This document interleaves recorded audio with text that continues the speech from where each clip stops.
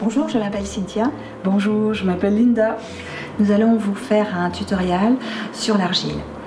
Alors, petite recommandation. Quand on manipule l'argile, surtout veillez à n'utiliser que du verre, du plastique ou du bois. Voilà.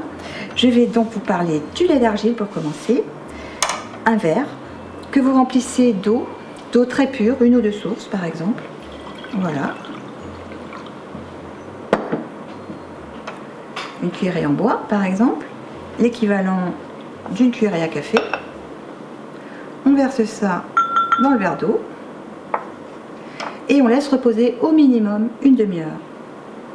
L'idéal serait de faire cette préparation le matin, si possible de laisser cette préparation au soleil, et vous allez la consommer en fait au moment du coucher. Vous prenez votre verre, vous mélangez la préparation comme ça. Et voilà, prêt à être consommé. Donc voilà pour le lait d'argile. Et également bien espacé du repas, à peu près 2 heures après le repas, et également hors des prises médicamenteuses. Ensuite, nous allons vous présenter un bain de pied à l'argile. Donc voici l'argile que nous utilisons. C'est une argile concassée. Voilà, pour ce soin. Éventuellement, vous pouvez utiliser une poignée de gros sel qui va accompagner le bain.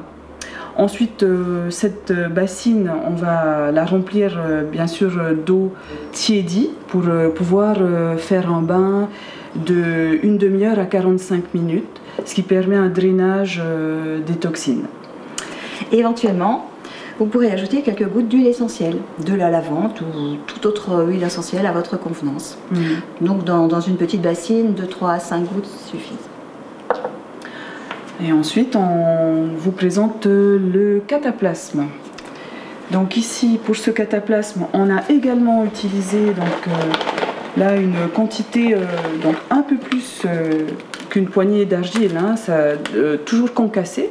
Donc c'est de l'argile verte qu'on utilise pour ça.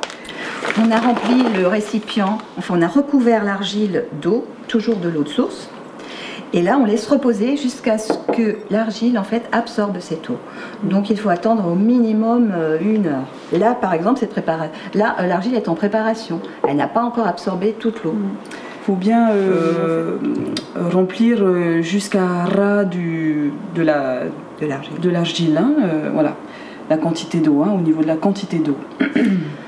Donc on va supposer, par exemple, si c'est une petite surface à soigner, style une petite brûlure ou une irritation de la peau, une inflammation, sur une petite surface. Alors on prend un petit torchon en coton, on va l'imbiber.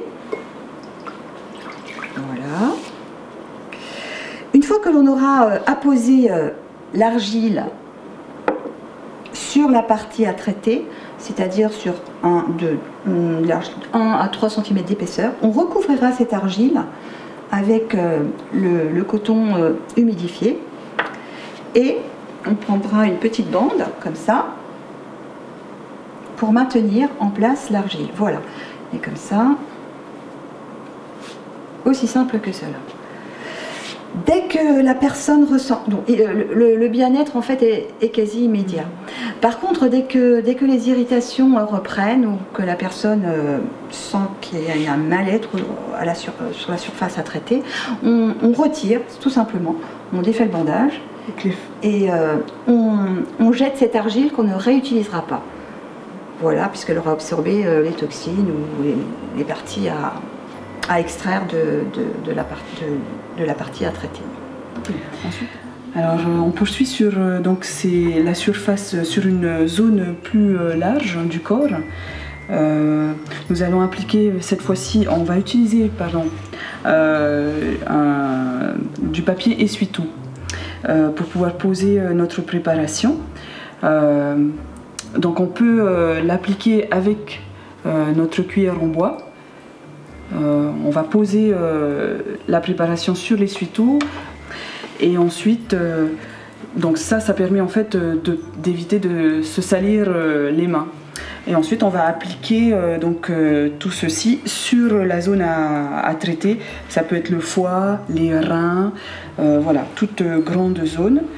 On va bien plaquer le contact peau, argile pour retirer l'air au maximum. Appliquer ensuite dessus une ceinture lombaire. Pour bien maintenir en fait le cataplasme. Voilà, pour que vous puissiez ensuite y passer une nuit confortable. L'argile ne se déplacera pas et il n'y en aura pas partout. C'est juste pour le confort. Pour le confort. Sinon, un tissu soit un paréo, enfin une grande bande de tissu peut également être utilisé. Hein. Ensuite, au moment de retirer, donc on peut être inconfortable pendant cette pause d'argile, parce que bien sûr cette argile est active. Donc toujours commencer par de petits cataplasmes et ensuite on peut agrandir la surface. Voilà, elle se retire, le cataplasme va se retirer de lui-même à la fin de la nuit, et surtout bien sûr on jette le tout à l'issue de l'utilisation unique. Qu'est-ce qu'on pourrait dire d'autre que si jamais il y avait des petits restes d'argile sur une plaie ou sur une brûlure, surtout ne pas insister pour retirer cette argile. En séchant, elle va tomber par elle-même. Oui, oui. Autre chose, peut-être si l'argile devait sécher prématurément, soit parce que le cataplasme n'était pas assez épais ou pour toute autre raison, on va sentir immédiatement un picotement sur la peau. À ce moment-là, ça veut dire qu'il est temps de retirer cette argile et donc de préparer un nouveau cataplasme et de refaire l'opération. Après, vous pouvez vous référer aux vidéos de Jade Allègre sur Internet, où là, elle va vous montrer toutes les propriétés des différentes argiles qui existent. Et les vidéos, je crois bien, de Thierry et de Jade aussi. Une interview.